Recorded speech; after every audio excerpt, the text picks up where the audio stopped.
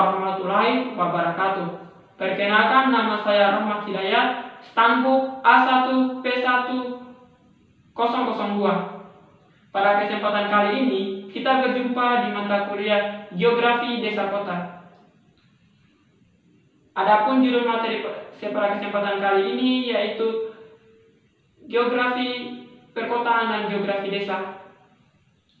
Untuk itu, mari kita simak video pembahasan berikut ini. Namun, sebelum kita melangkah ke video pembahasannya, teman-teman sekalian jangan pernah men-skip video ini agar kita dapat memperoleh ilmu sama-sama. Untuk itu, mari kita menuju ke video pembahasannya. Geografi Desa dan Kota. Geografi desa dan kota dibagikan menjadi dua subkajian ilmu, yaitu geografi desa dan geografi kota. Mari kita membahas mengenai geografi desa. Geografi desa yang kita akan bahas pada kesempatan kali ini yaitu pengertian desa dan ciri-ciri desa. Ada beberapa pengertian mengenai tentang desa, tergantung dari subjek pandangannya. Oke, di sini saya menyempatkan ada 4 pengertian desa. Yang pertama, menurut Undang-Undang Nomor 5 Tahun 1979.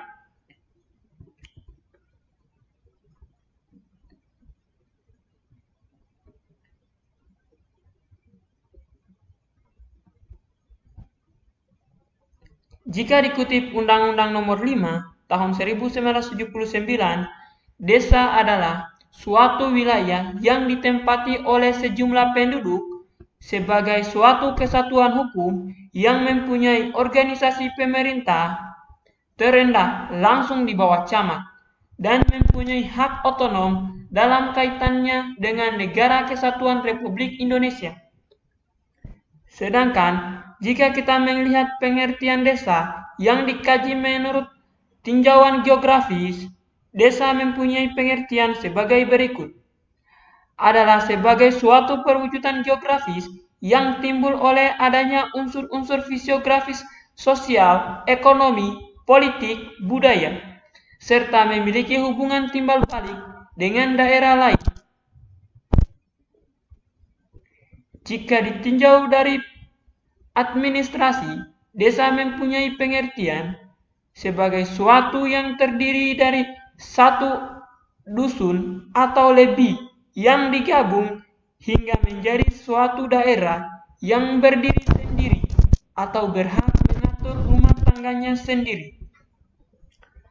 Adapun pengertian desa secara umum ialah suatu daerah yang letaknya jauh dari keramaian yang dihuni oleh sekelompok masyarakat di mana sebagian besar mata pencahariannya berprofesi sebagai petani.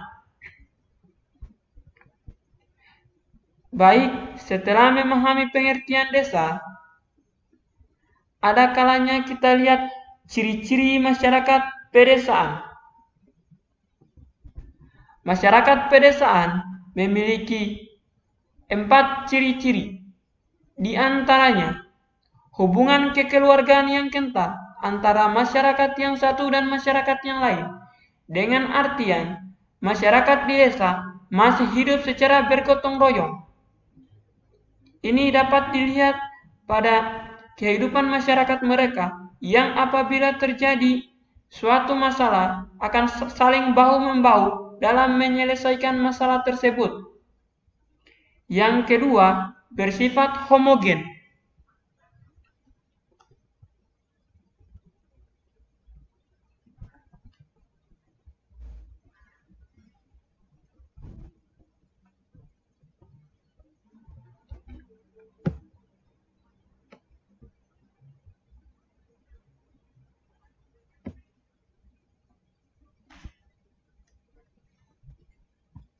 Oke, setelah mengetahui pengertian desa, sekarang kita masuk ciri-ciri masyarakat pedesaan. Masyarakat pedesaan tentunya memiliki ciri khas dibanding dengan masyarakat perkotaan. Ciri-ciri tersebut ialah ada 5 contoh ciri-ciri yang akan saya tampilkan pada kesempatan kali ini. Yang pertama yaitu hubungan kekeluargaan yang kental. Artinya, masyarakat desa dalam menyelesaikan suatu masalah tentunya akan saling gotong royong dan bahu-membahu untuk menyelesaikan sebuah pekerjaan atau sebuah masalah. Yang kedua, masyarakatnya bersifat homogen. Masyarakatnya yang bersifat homogen yang dimaksud di sini adalah masyarakatnya memiliki kesamaan dalam hal mata pencarian, karena sebagian mata pencarian mereka berada di bidang pertanian.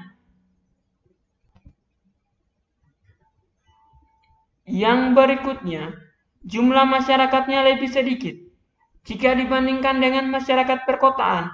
Tentunya masyarakat di wilayah pedesaan jumlah penduduknya lebih sedikit, dan diantaranya rumah-rumah antara satu dan yang lain masih memiliki jarak berbeda dengan perumahan yang berada di wilayah perkotaan.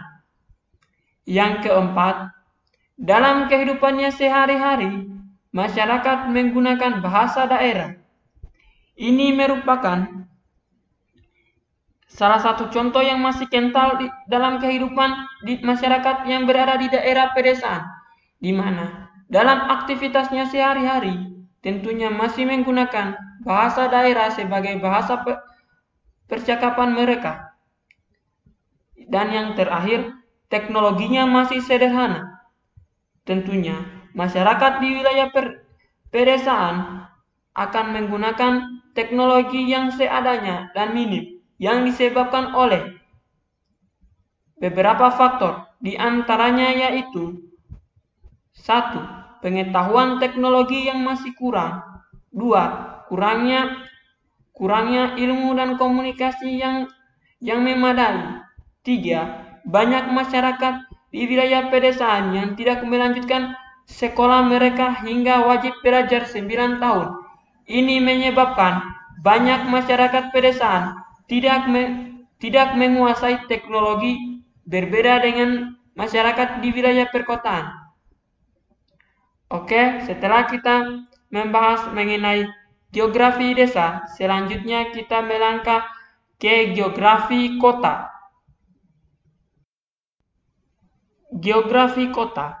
Ada 2 sub pembahasan yang akan kita bahas mengenai geografi kota, yaitu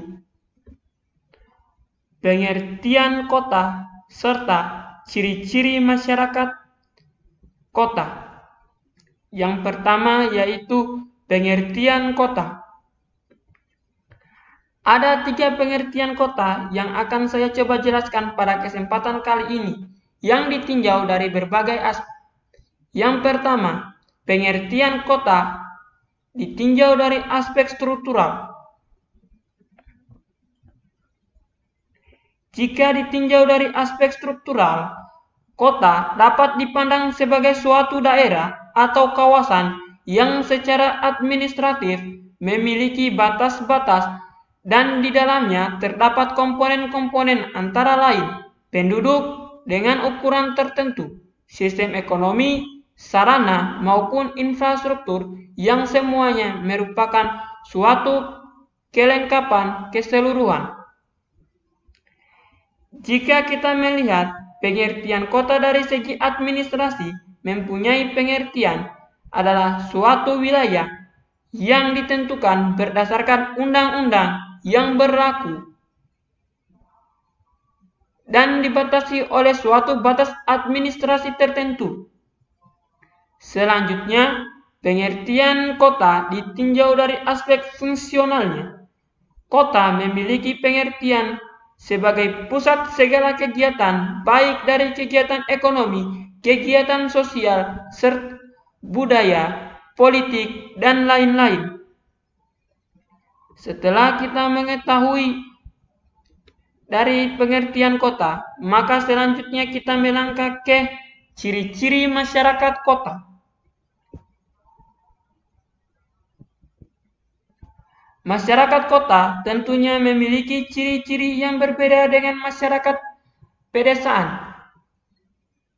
Di antaranya adalah individualisme. Individualisme di sini adalah masyarakat perkotaan cenderung tidak memiliki sekat antara rumah satu dan rumah yang lain, dan hidupnya tidak saling mengurus.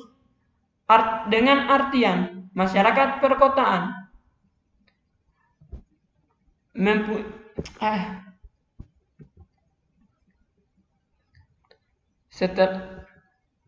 setelah kita melangkah ke pengertian kota, sekarang mari kita membahas mengenai ciri-ciri masyarakat kota.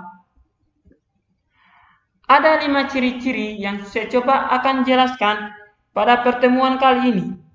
Di antaranya yaitu masyarakat perkotaan memiliki sifat individualisme atau hidup sendiri.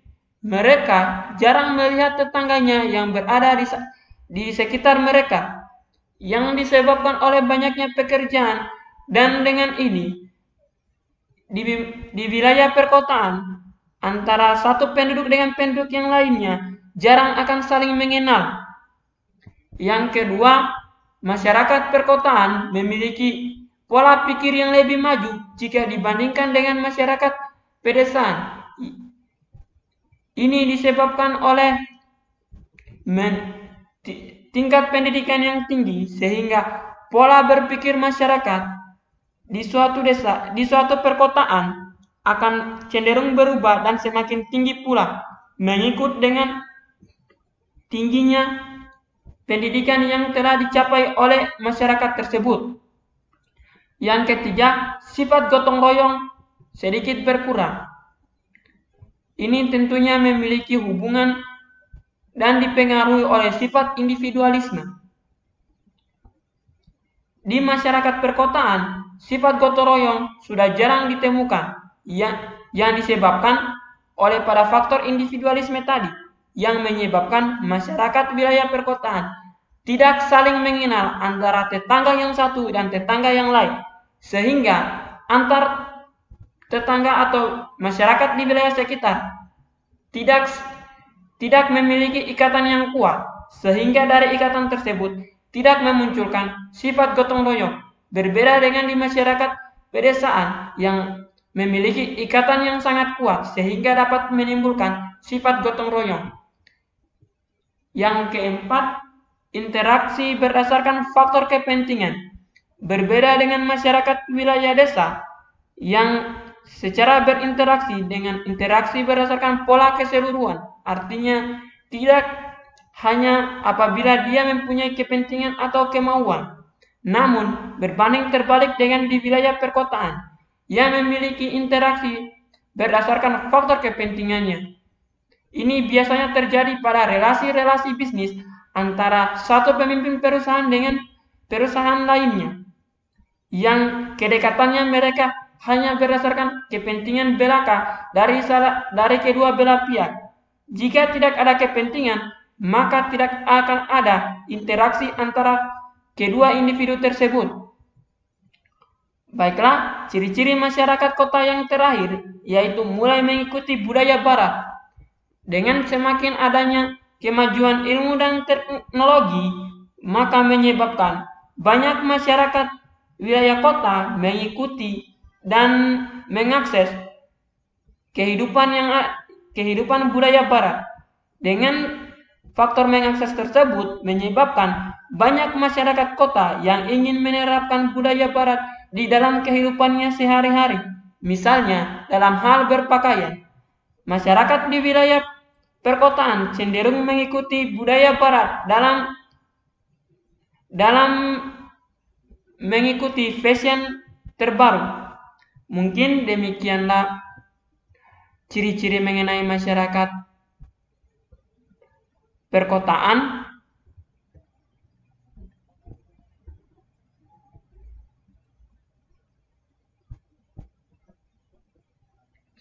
Dalam hal ini, antara masyarakat perkotaan dan masyarakat pedesaan tentunya memiliki relasi saling membutuhkan antara satu dan yang lainnya, sebagaimana sifat dasar manusia, diantaranya tidak dapat hidup tanpa bantuan orang lain. Oke, langsung saja.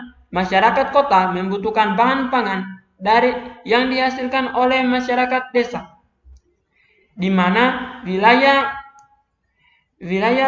perkotaan tentunya memiliki kepadatan penduduk dan lahan yang semakin berkurang. Dengan demikian, mereka membutuhkan pasokan bahan makanan dari wilayah desa yang akan dimasukkan ke wilayah perkotaan.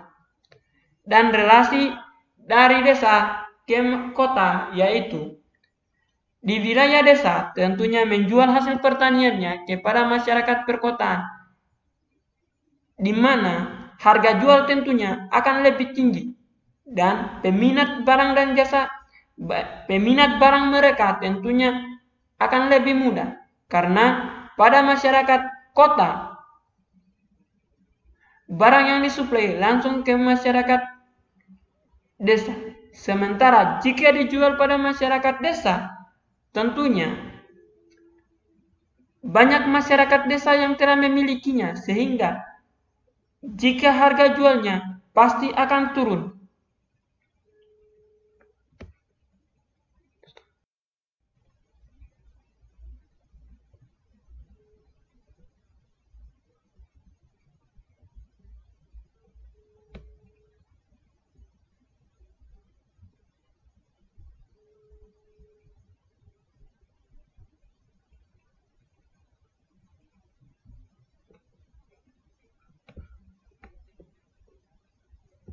Demikianlah video pembahasan pada kesempatan kali ini. Semoga kita dapat mengambil pemahaman dari materi tersebut. Lebih dan kurangnya mohon dimaafkan. Saya akhiri dengan ucapan wabillahi taufiq wal hidayah. Wassalamualaikum warahmatullahi wabarakatuh.